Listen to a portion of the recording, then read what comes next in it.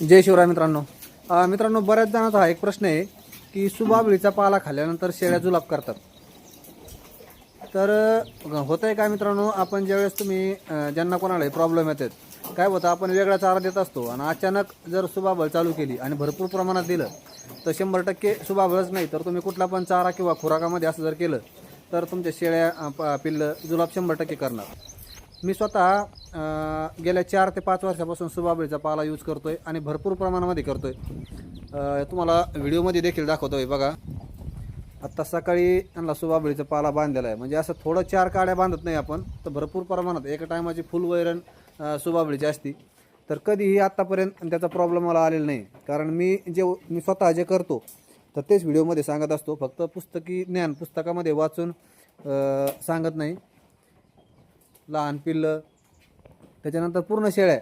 आता हे व्हिडिओमध्ये पहा, हे तर 1.5 ते 2 महिन्याचं पिल्लू आहे. हे पोटभर सुबाबळीचा पाला खाते, पण आतापर्यंत कधी याने जुलाब केलेले नाहीत सुबाबळीच्या पाल्यामुळं. त्यामुळं मित्रांनो, सुबाबळ देताना तुम्ही कुठला पण चारा देताना जर चाऱ्यामध्ये बदल करत असाल तर कमी प्रमाणात द्या. त्या शेळ्यांच्या एकदा त्यांना सवय झाली, आज सुरुवात केली त्यावेळेस थोडा द्यायचा, त्याच्यानंतर थोडा वाढीत जायचा, तर कुठलाही प्रॉब्लेम येत नाही पहा. त्यामुळं सुबाबळ हा शेळ्यांसाठी खूप चांगला चारा आहे.